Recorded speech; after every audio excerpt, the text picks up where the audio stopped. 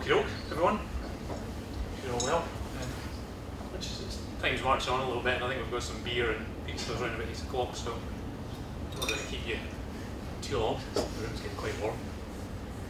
But Simon asked me to say a few words on the legal issues which are relevant when we think about the Internet of Things. So that's what I'm going to do for the next 15 minutes or so. I mean, by way of introduction, every new technology, I think, since the printing press was developed, always brings challenges to the existing legal system. And it's now the turn of the Internet of Things to have its moment in the spotlight because it's the most exciting or hyped technology out there, depending on your view of these things, and has, I think, officially taken over from big data as having that particular tag. So, new technology means new challenges for the law. A question you might ask yourself is, though, would I really care about that? I'm not a lawyer. I don't know if there are any lawyers in the room, or people look at the commercials, but I'm not a lawyer and I'm not a lawmaker. Other than a passing interest, can I not just leave that to other people to tell me what I can do and what I can do? Well, I don't think so. There's a number of reasons for that. I mean, I think the first one is the opportunity to influence the direction of travel of the law is one that I think everyone should grab. You can see that happening in other industries just now. So the debate about fracking, onshore wind farms, e-cigarettes, you name it. There's a real opportunity to get involved and to set the agenda, and things like data privacy, cybersecurity, the liability issues and regulation around about autonomous vehicles are all very much ripe for that degree of input. But obviously to do that, kind of prerequisite is you need to have a little bit of knowledge as to the direction of travel, so I hope we'll give you a little bit of that just now. The other thing is that industries don't rise and fall just as a single entity, if you like. What happens is individual companies within that are able to exploit or take advantage of their knowledge of the law. Now, sometimes you could call that a loophole in the law. Maybe it's an area that the law hasn't quite caught up, but I'm sure we can all think of examples, some of them possibly even quite close to home, where the business model that's being used is operating maybe in a bit of a lacuna. And so you see the debates that are going on with Uber and Airbnb and et cetera, et cetera. So companies that are well positioned to understand where the law is precisely just now. I think James was mentioning about you could look at the utopia, think where things are going to be, and there's obviously a certain percentage of everyone's brain and company should be devoted towards that. But there's a great deal of opportunity, just to seize the moment based on what the existing legal regime is. And I think, finally staying with the positives for a moment, I think there's a golden opportunity for companies to make a competitive difference by reassuring customers, whether they're consumers or businesses, that what they're doing, the integral part that their product or service is playing in a bigger picture is compliant with the law, and making a differentiation as a result of that. Now, I guess people could argue about that, but I certainly would be willing to pay a bit more for a product that gave me comfort as to the way that my data was going to be handled. Now, not everybody would agree with that, and there's some people who might not care, but as more and more of us realise some of the pervasive influence of some of the data analytics, it's the understanding the way the law works and being able to reassure consumers of that is pretty important. Obviously there's a flip side to that. No talk from a lawyer would be complete without focusing on the things that could go wrong. I'm not going to be too doom and gloom about this just now, but we need to be aware of those things. You need to be careful of what regulations coming down the track that could catch you on the hop, or possibly reveal that your business model has been built on sand that isn't, it is uninvestable, not because of where you are today, but because of where it's going to be in 6 months' time. So we'll come on to one or two of these things as well. So have I convinced you that 5 or 10 minutes of this is worth time well spent? I'll take that as a yes. Just a quick word on me. My name is McKinlay. I'm a partner in the technology team at DLA Piper. We're one of the largest law firms in the world. I work in this office based in Edinburgh. And we have a dedicated Internet of Things group which has over 200 lawyers there, so we're actively involved in advising on this area and authoring publications and webinars and seminars. This is of course one. So I just thought I'd put up that first slide there just to give a little example of some research that was published recently about the obstacles to adoption of autonomous vehicles. Now you can see on the left hand side some of those things are technologically focused, the developments in cybersecurity and mapping and legal issues there, no doubt, but more onto the right hand side you can see where the decision making process and the speed of adoption is there's a heavy legal angle to it. So the sort of areas that we're considering for clients are connected cars, autonomous vehicles. That's obviously changing the business model, questioning the whole value of owning a car, and as you'd imagine some of the large players like Ford and Porsche and others are very interested in making sure they're not left behind and that their brand is protected and they're at the forefront of the developments there. Smart homes, range of appliances speaking to each other, smart cities, wearable technologies for personal use and for diagnostic purposes and so on.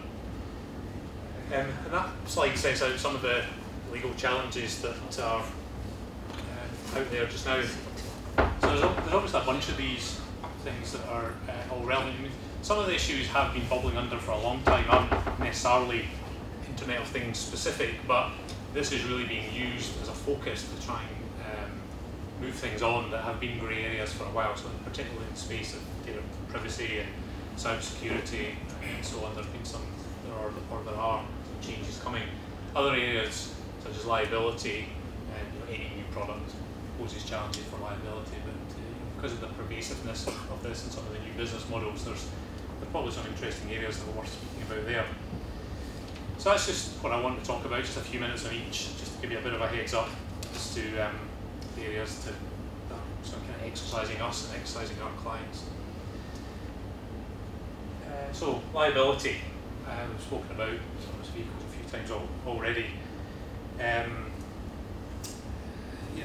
think the issue here is a lot of people that will be involved in Internet of Things have perhaps not had overly to concern themselves with the intricacies of liability of their products. So obviously car manufacturers, a recall of a product or some sort of deficiency, whether it's in airbags, seat belts, brakes or whatever, there are histories of those that we all know about. But there is of course this huge component in all these devices that tends to generate the vast majority of the liability in the accidents. But of course that's all going to change. So those companies who have been, if you like, on the periphery of things are now starting to think, so how is this going to pan out for us? As when more and more decisions and bigger and more important decisions are being taken autonomously, automatically by products that they're selling, you can see why liability is becoming an issue. And it's not necessarily going to be possible simply to exclude liability entirely from everybody in the chain. There's a lot of things at the moment that you'll use that perhaps are just there for information. So health apps, classic example. It's you give away something for nothing, and it's not expected that people will place reliance on that. Then it's quite easy to limit your liability in most jurisdictions to something pretty negligible. But of course, as soon as people start to make decisions based on that and start to replace some of the human decision-making process, then someone is expected to pick up carry the can. And who is that going to be in a health app or an integrated medical device? There's obviously a huge number of different people, from the insurers to the health professionals to the user themselves, the software manufacturer, the database owner, the various layers of curation that are going on. I think it was a great example of things like air pollution, who decides at what level APB goes out to tell people to stop cycling or get back indoors.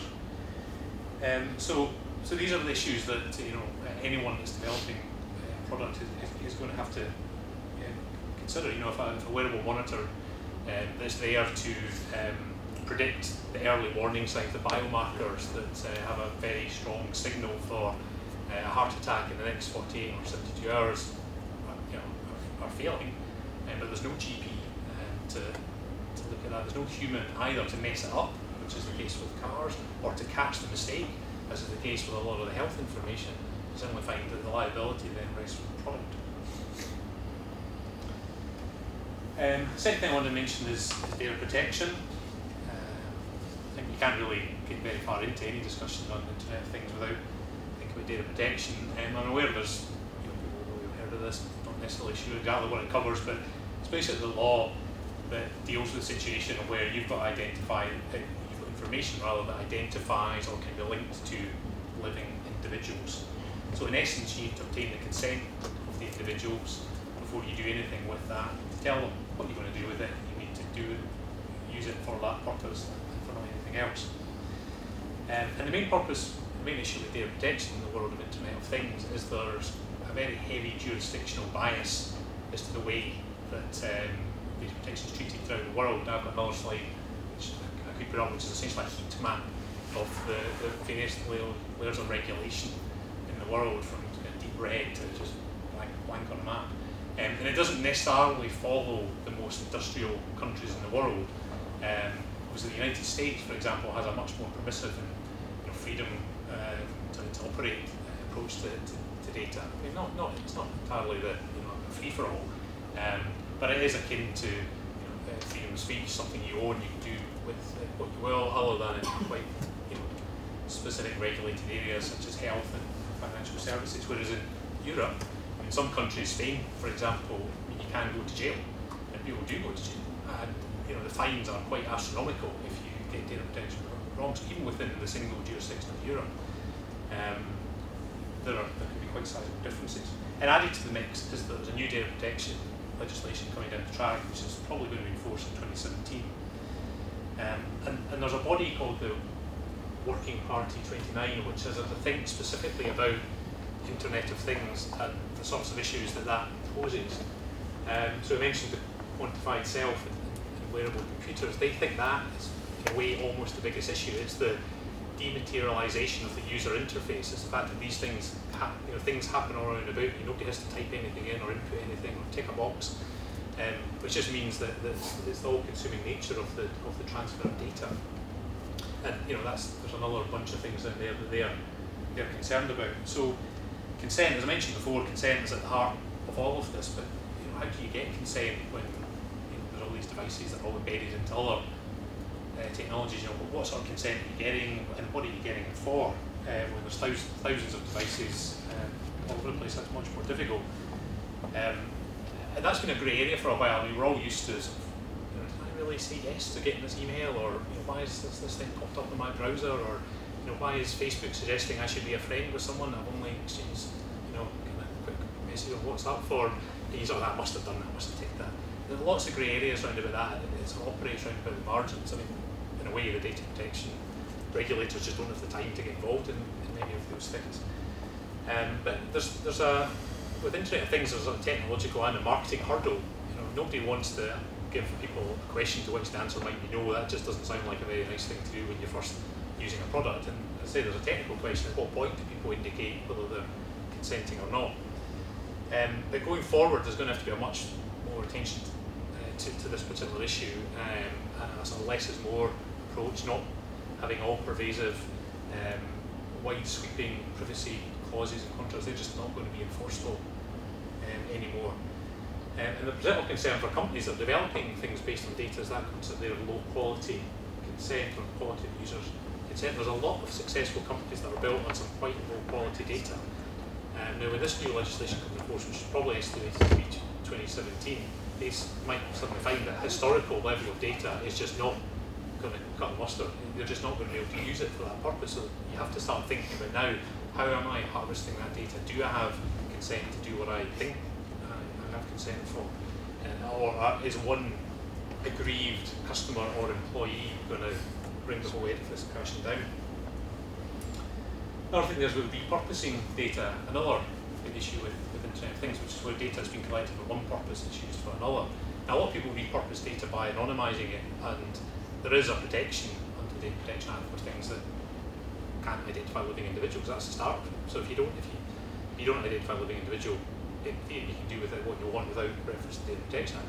The problem is, it's not just whether you can identify data, it's whether all the various pieces of data together can identify that person. So if you're selling a an app or device that sits on a car that monitors the driving habits, which is then linked into a map database. If you aggregate all this data, I think this will be great to sell to insurers. They would love to know that, but if an insurer can find out from that, actually, I can see where this car's parked, that's one of my customers, or that's somebody that's applied for this, or you know, they can draw some inference which allows them to identify an individual, then suddenly you as the vendor of that are going to get into incredibly hot water when the first person that gets turned down for an insurance quote, or fines of privacy shooting up through the roof. So time doesn't allow me to go into all of those things, but the main focus of the new regime is this idea of privacy by design. So what happens at the moment is people make a product, and I'm simplifying here, of course, we speak to the marketing people, right? Yes, let's market this, let's sell it, and then somebody thinks, wait a minute, we need to make sure that we comply with the Data Protection Act, so they usually come to us, or if they know a bit about themselves, put some privacy notice on things just now, or think about some terms and conditions. But the guidance is you've got to start that, but completely the other way around, and think, well, actually, can I launch this product and make this product work while still preserving the rules on privacy? Because if the answer to that is no, and you still go ahead, that's not really a judgment call anymore. That's not just a sort of grey area. That's actually something that the full sanctions of the Data Protection Act can come down, which in the latest incarnation of the legislation is going to be up to 2% of global turnover. So you can imagine how companies are concerned with that. Cybersecurity, and I know somebody mentioned cybersecurity. That's an issue because the proliferation of devices raises big concerns about security. And it's not just about access to the data, though that's important enough, but it's about malicious use of those devices. Now, I don't know whether it was true that Dick Cheney's pacemaker was taken offline for the fear of some sort of hack that was going to take the Defence Secretary out of commission, but it's certainly possible to envisage medical devices that can be interfered with to give a false signal or some form of incorrect dosage. And for connected cars in cities, you can all see how that would be incredibly vulnerable. And given the pervasiveness as well, those security weaknesses could be exploited against the individual. So again, we spoke about quantified self. It's almost the concept of the virus, coming back round full circle to devices embedded in you being infected with the virus, causing all sorts of problems. And the threats are just increasing because there's more devices, more connections, more electronics, more sophistication, obviously more vulnerabilities, people are more aware of what they can do. So again, it comes down to this idea of security by design, so identifying the data, identifying the dangers, and thinking of the Internet of Things world, how would you alert people to this? It's not just enough having a standard policy that's used if your company gets hacked. You think, well, I might inform a regulator, or all I'm thinking about is keeping the story out of the press. If you've got a health app that people are relying on, do you tell patients, do you tell doctors, who do you tell? Do you tell them all? You need to have a policy about that.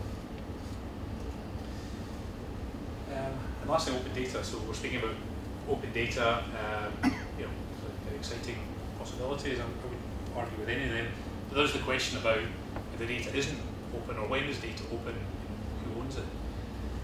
So there was a recent case where Ryanair were successful in stopping a company from scraping data from their website, relying on the terms and conditions that they had put in, said that you needed our explicit consent before you take that data. And interestingly, if it hadn't been for the contract, Ryanair wouldn't have been able to stop that, because there is freedom. Well, for a start, it's quite hard to protect data. An individual item of data has no intellectual property in it whatsoever.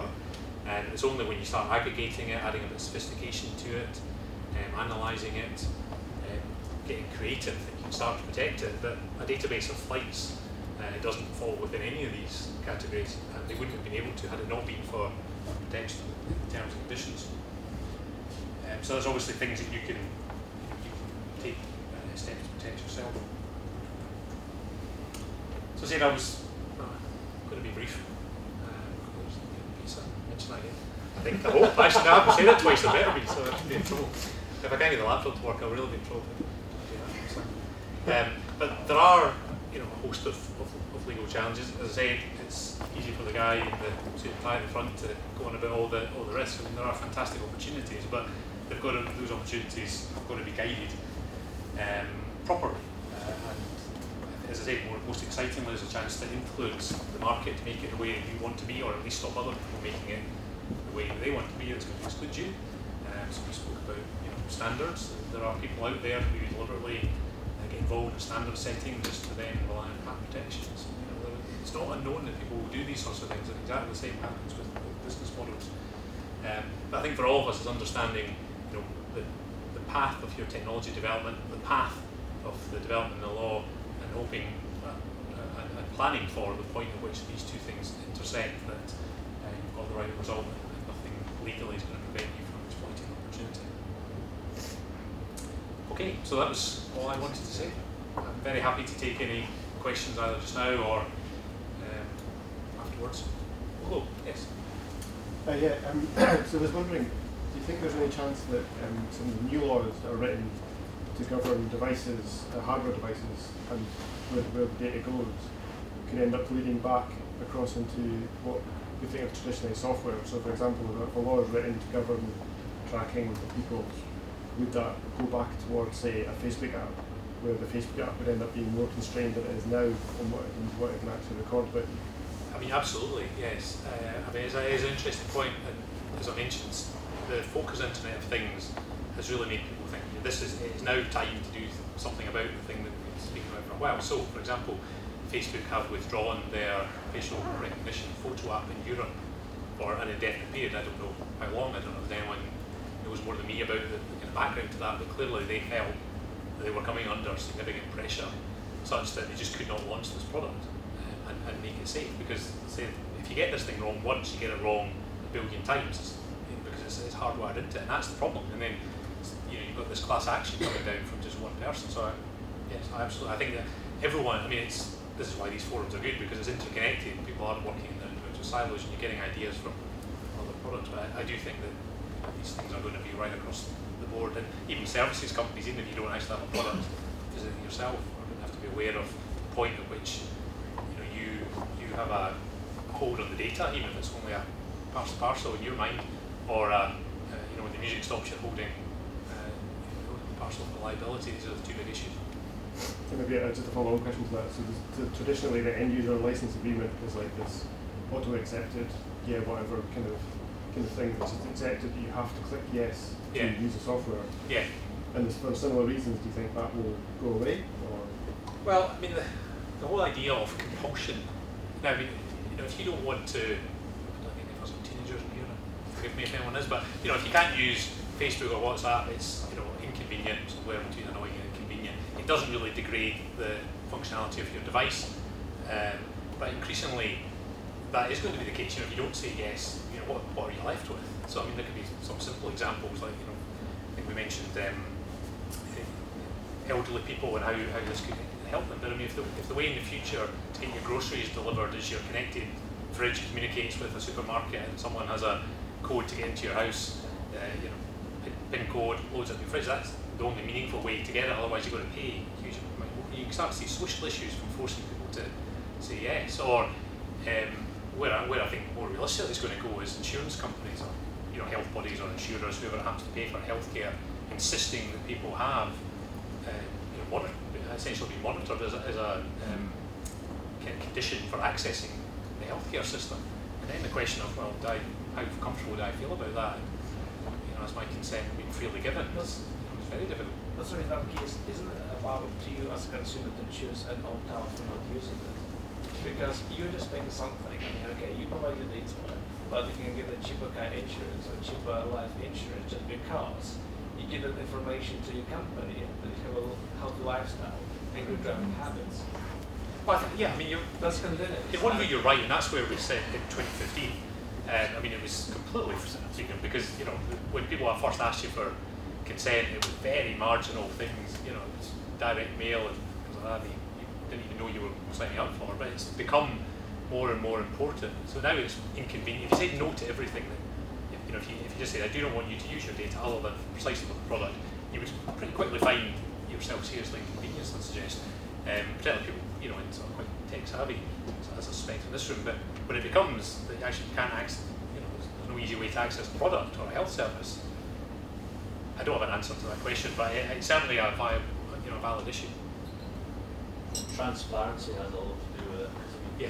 We're talking about the license agreement and things like that, but generally if you so you sign up for iTunes or any other thing like that, you've got 40 pages worth of bullshit to screw through, and I'm sorry, the average person doesn't want to.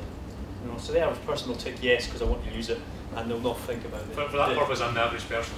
Yeah, and you work in law, so what's that?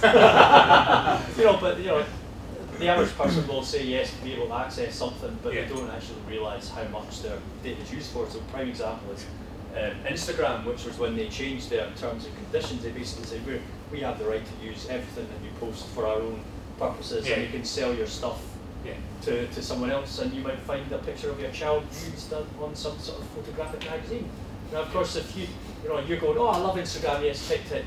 I don't want to scroll through 10 pages worth of stuff to actually find that one line that alters the agreement completely materially. So there's a lot to do for the industry in terms of transparency. Yeah, absolutely. I mean, obviously it's topical in the States. Gay marriage has been legalised federally. But there was this thing in the paper when the Irish referendum happened 2 or 3 months ago, where a couple had been used as part of the No campaign.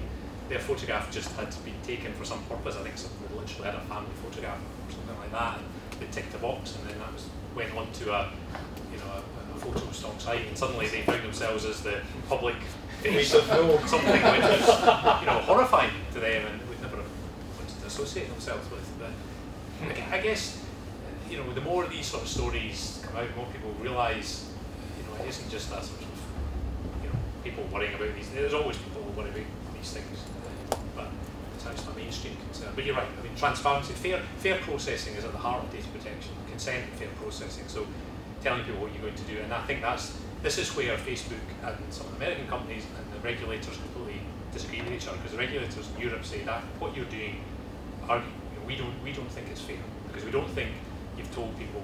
And Facebook say, well, we just said we can use it for any purpose, so that's fair, isn't it? And I'm simplifying to make a point, but there's a gap between these two. Yeah, I'm not on Facebook. If a site wants me to log on with Facebook, I can get lost.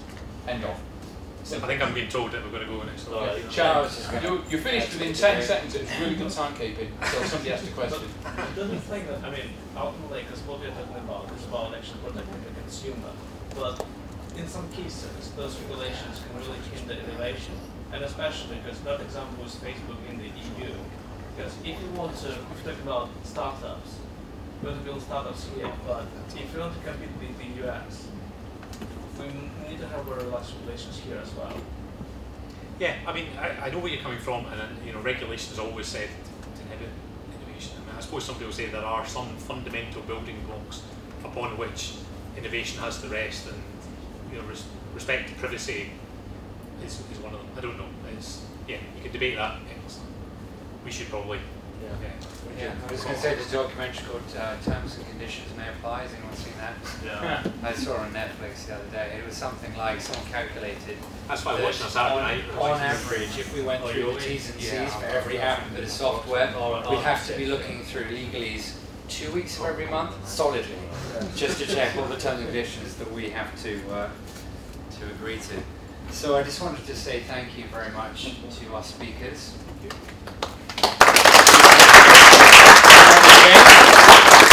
And an additional thank you to our host.